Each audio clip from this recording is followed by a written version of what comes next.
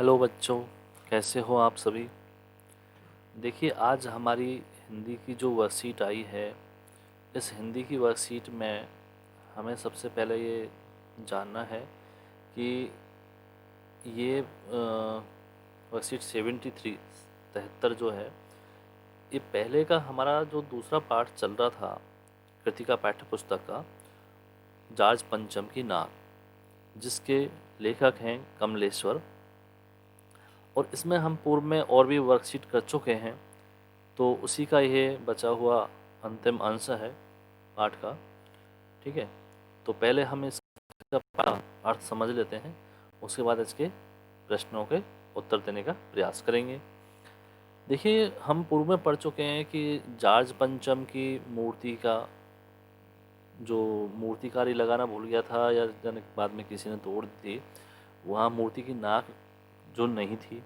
इसकी वजह से जब यहाँ पर महारानी एलिजाबेथ का विजिट हो रही थी, तो इसके चक्कर में यहाँ के तमाम जो सरकारी राजनेता थे वो सब परेशान हो गए, क्योंकि अगर उनको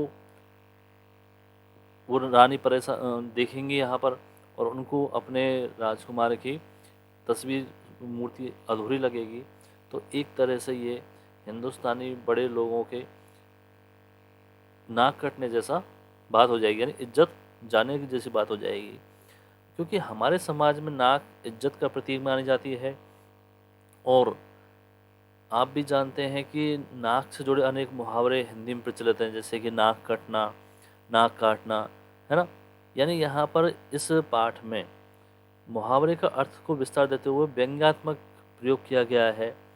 और इसमें लेखक ने अंग्रेजी हुकूमत से आज़ादी के मिलने के बाद भी सत्ता से जुड़े हुए विभिन्न प्रकार के जो लोगों की औपनिवेशिक दौर की मानसिकता कैसी थी और विदेशी आकर्षण के प्रति उन्होंने गहरी चोट प्रदर्शित की है।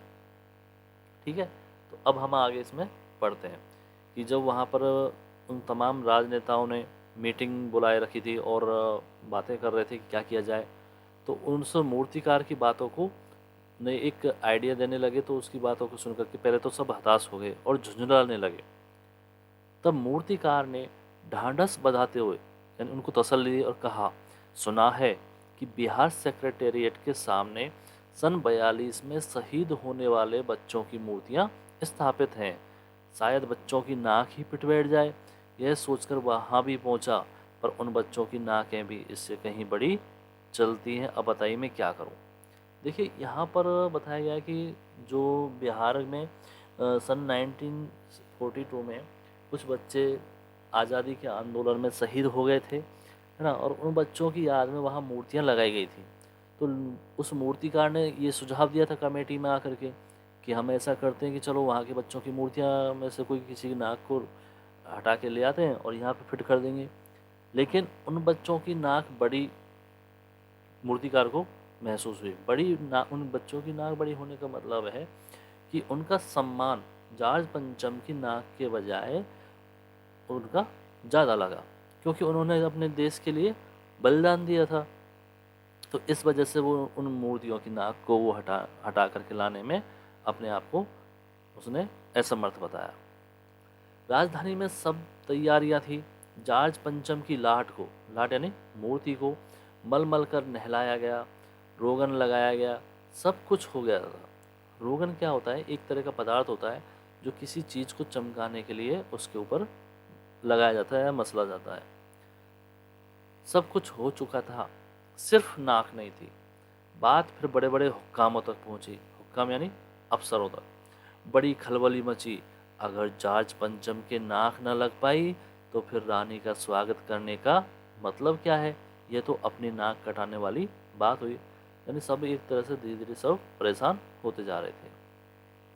लेकिन मूर्तिकार पैसे से लाचार था, यानी हार मानने वाला कलाकार नहीं था। एक हैरत अंगेज ख्याल उसके दिमाग में कौंधा और उसने पहली शर्त दोहराई। जिस कमरे में कमेटी बैठी हुई थी उसके दरवाजे फिर से बंद हो गए और मूर्तिकार ने अपनी नई योजना पेश की। चूंकि नाक लगाना एकदम ज़रूरी है, इसलिए मेरी राय है कि 40 करोड़ में से कोई एक जिंदा नाक काट कर लगा दी जाए। अब जैसे ही मूर्तिकार ने ये बात कही है, कि किसी जिंदा आदमी की नाक काट के लगा दी जाए। सब एक तरह से सन्नाटा छा गया वहाँ, सब चुप हो गए। क्यों? सबने एक दूसरे को देखने लगे कि यार हमारी नाक का नंबर नहीं आ जाएगा कहीं, कि हमारा कोई कह दे कि भाई इनकी नाक ठीक लग रही है, इसको काट करके लगा देते हैं। तो सबको परेशान देख करके मूर्तिकार कुछ अचकचाया, यानी संकोच में पड़ा और धीरे से बोला, अरे आप लोग क्यों घबराते हैं, यह काम मेरे ऊपर छोड़ दीजिए, नाक चुनना मेरा काम है, आपकी सिर्फ इजाज़त चाहिए। कानाफूसी हुई और मूर्तिकार को इजाज़त दे दी गई। अगले दिन अखबारों में सिर्फ इतना छपा कि नाक का मसला हल हो गया है और राजपथ पर इंडिया गेट के सामने वाली जॉर्ज पंचम की लाट के नाक लग रही है। देखो यहाँ पर मतलब मीडिया को इतना दूर रखा गया था, क्योंकि मीडिया वाले क्या करते हैं आप जानते ही हो कि एक बात को बड़ा चढ़ा करके छाप देते हैं, और इस मीडिया वाली न्यूज़ को देख करके विदेशों में भी लोग देखते हैं हमारे इंडिया की न्यूज़ को, तो वो पता नहीं क्या क्या छाप दे और वो लोग क्या समझ लें। इस वजह से उनको कुछ ज़्यादा विशेष नहीं बताया गया, सिर्फ इतना बताया गया है कि नाक का मसला हल हो गया है। अब होता क्या है, नाक लगने से पहले फिर हथियारबंद पहरेदारों की तैनाती हुई। किस लिए? कि भाई ऐसा नहीं हो कि यहाँ पर ताज़ा नाक लगाई जाए और कोई उसको उखाड़ के ले जाए, इसलिए पहले से ही उसके हथियार वाले पहरेदार लगा दिए गए। मूर्ति के आसपास का तालाब सुखाकर साफ किया गया, फिर उसकी रवाब निकाली गई। रवाब जानते हो, उसकी जो पानी में काई सी जम जाती है ना, हरी हरी रंग की, वो निकाली गई और ताज़ा पानी डाला गया, ताकि जो जिंदा नाक लगाई जाने वाली थी वह सूखने ना पाए। यानी उसके आसपास अगर गीला बना रहेगा, नमी बनी रहेगी, तो वो जिंदा नाक सूखेगी नहीं। ठीक है, इस बात की खबर जनता को नहीं थी। यह सब तैयारियां भीतर भीतर चल रही थी। क्यों? ये इंटरनेशनल लेवल का मामला था, भी विदेश से आ रही थी महारानी। रानी के आने का दिन नज़दीक आता जा रहा था। मूर्तिकार खुद अपने बताए हल से परेशान था। क्यों? क्योंकि उसको जिंदा नाक लाने के लिए बहुत बड़ी आफत आ रही थी। कहाँ से लाए? कमेटी वालों से उसने कुछ और मदद मांगी और वह उसे दी गई, लेकिन इस हिदायत के साथ कि एक खास दिन हर हालत में नाक लग जानी चाहिए। पूरी जिम्मेदारी किसकी थी? मूर्तिकार की। और यह दिन आया, जॉर्ज पंचम की मूर्ति के नाक लग गई। सब अखबारों ने खबरें छापी कि जॉर्ज पंचम के जिंदा नाक लगाई गई है, यानी कि ऐसी नाक जो कतई पत्थर की नहीं लगती है। लेकिन उस दिन के अखबारों में एक बात गौर करने की थी, उस दिन देश में कहीं भी किसी उद्घाटन की खबर नहीं थी। किसी ने कोई फीता नहीं काटा, कोई सार्वजनिक सभा नहीं हुई, कहीं पर भी किसी का अभिनंदन नहीं हुआ था, कोई मानपत्र भेंट करने की नौबत नहीं आई थी, किसी हवाई अड्डे या स्टेशन पर स्वागत समारोह नहीं हुआ था, ना ही किसी का ताज़ा चित्र छपा था। सब अखबार खाली थे। पता नहीं ऐसा क्यों हुआ था। नाक तो सिर्फ एक चाहिए थी, वह भी बुद्ध के लिए।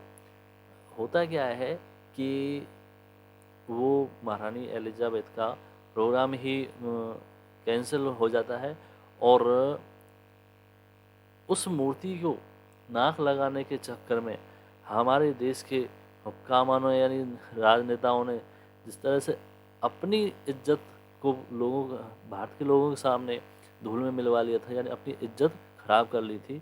इस वजह से उस दिनों के अखबारों में कोई तरह की न्यूज़ नहीं आई। ठीक है, ये आपके दो शब्दार्थ थे जो अभी ये थोड़े डार्क हो रहे हैं। ठीक है, रोगन और अचकचाया का अर्थ है, मैंने अभी आपको बताया था कि ऐसा चिकना लेप जो किसी वस्तु को चमकाने के लिए उस पर लगाया जाए, उसको क्या बोलते हैं? रोगन। और अचकचाया का मतलब होता है चौंकुटना या भौचक्का होना। ठीक है, अब हम इसके प्रश्नोत्तर को हल करते हैं। पहला प्रश्न है, जॉर्ज पंचम की नाक को फिर से लगाने के लिए मूर्तिकार ने क्या क्या प्रयास किए? तो अभी हमने जाना कि मूर्तिकार ने जगह जगह की बड़े बड़े राजनेताओं की मूर्तियों की नाक को नापा। फिर सन 42 में जो बिहार सेक्रेटरी के सामने शहीद कुछ बच्चे हो गए थे, उनकी मूर्तियों की नाक को लाने की कोशिश की। साथ ही जिंदा नाक तक लगाने का उसने सुझाव दिया। तो ये सभी तरह प्रयास हम इसमें लिखेंगे। ठीक है, नंबर 2 प्रश्न, नाक लगाने से पहले क्या क्या तैयारी की गई? अभी हमने पढ़ा, पहले हथियारबंद पहरेदारों की तैनाती हुई, तालाब सुखाकर साफ किया, उसकी रबाब निकाली गई, ताज़ा पानी डाला गया, है ना, ये सभी इसमें हमें लिखना है। प्रश्न नंबर 3, अखबारों ने जिंदा नाक लगाने की खबर को किस तरह प्रस्तुत किया? उन्होंने, इसका उत्तर में लिखेंगे कि अखबारों ने जिंदा नाक लगाने की खबर को बढ़ा चढ़ा के प्रस्तुत किया कि ऐसी नाक जो पहले कतई पत्थर की नहीं लगती है ना, एक जिंदा नाक लगाई गई है, ऐसे बढ़ा चढ़ा करके उन्होंने प्रस्तुत किया। प्रश्न नंबर 4, जॉर्ज पंचम की नाक लगाने वाली खबर के दिन अखबार चुप क्यों थे? क्योंकि उस दिन किसी तरह का कोई उद्घाटन समारोह नहीं हुआ, ना ही ऐसी कोई सार्वजनिक सभा हुई, यानी एक शब्दों में हम कह सकते हैं कि महारानी एलिजाबेथ का आगमन ही नहीं हुआ था। और यहाँ के लोगों ने अपनी जो बड़े राजनेता थे उनकी एक तरह से नाक कट चुकी थी, यानी उनकी इज्जत मिट्टी में मिल चुकी थी। अगला प्रश्न है, ये गतिविधि है, एक्टिविटी। यह पाठ एक व्यंग्य रचना है जिसमें मौजूदा व्यवस्था पर कुछ कथनों द्वारा करारी चोट की गई है, जैसे फाइलें सब कुछ हजम कर चुकी है। इस पाठ में प्रयुक्त इस प्रकार के सभी कथन ढूंढकर लिखिए। देखो, ये इस मतलब जो लाइन दी गई है, फाइलें सब कुछ हजम कर चुकी है, मतलब है कि यहाँ के बड़े बड़े अफसर कितने तरह के भ्रष्टाचार के कामों में लिप्त रहते हैं, और वो कौन कौन सी योजनाएं होती हैं आती हैं, और उसको मतलब जनता तक उसका फ़ायदा पहुंचता ही नहीं है ना, सब कुछ हजम कर जाते हैं। तो ऐसे कुछ अगर आपको यहाँ दिखते हैं तो आपको अपने शब्दों में लिखना है, ठीक है। इसके बाद हम आज की वर्कशीट में सिर्फ इतना ही है। अगर ये वीडियो आपको अच्छा लगा है, समझ में आया है, तो इस चैनल को सब्सक्राइब नहीं किया तो सब्सक्राइब करना मत भूलना, और अपने साथ ही लाइक ज़रूर करना, और अपने साथियों के साथ इसको शेयर भी करना है। और अगर किसी तरह की आपकी कोई क्वेरी है, कोई प्रश्न पूछना है, कुछ समझने में दिक्कत आई है, तो आप कमेंट सेक्शन में मैसेज करके पूछ सकते हैं। Thank you.